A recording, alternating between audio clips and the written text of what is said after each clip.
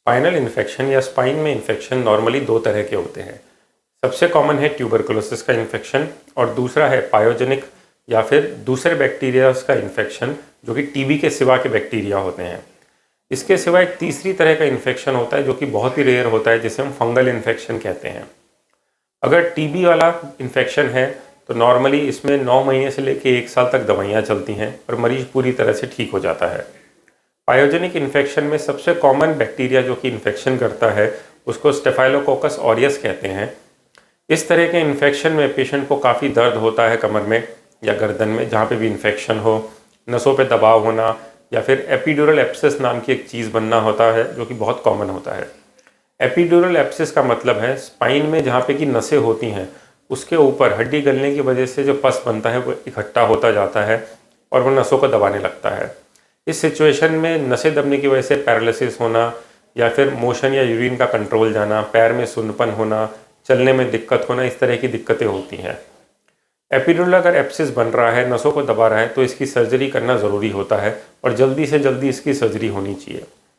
Pyogenic infection में normally 6 हफ्ते के लिए दवाइयाँ चलती हैं, जिसमें से पहले 3 हफ्ते वेन से या फिर इंट्रावीनस मेडिसिन चलती हैं और उसके बाद अगले 3 हफ्ते खाने वाली दवाइयाँ चलती हैं।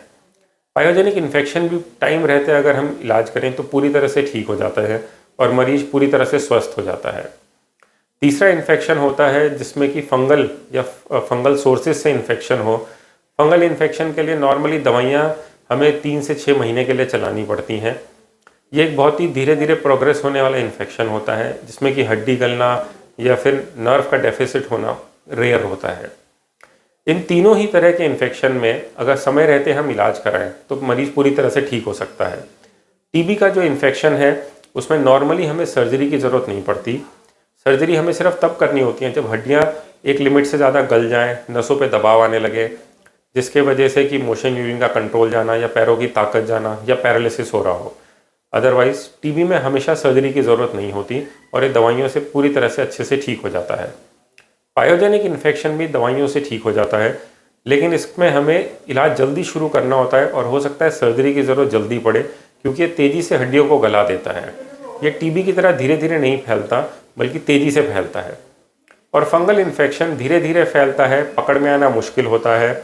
इसमें बायोप्सी करना ज़रूरी होता है और बायोप्सी के साथ एक बार कंफर्म हो जाए फिर दवाइयों से इसका पूरी तरह से इलाज हो जाता है।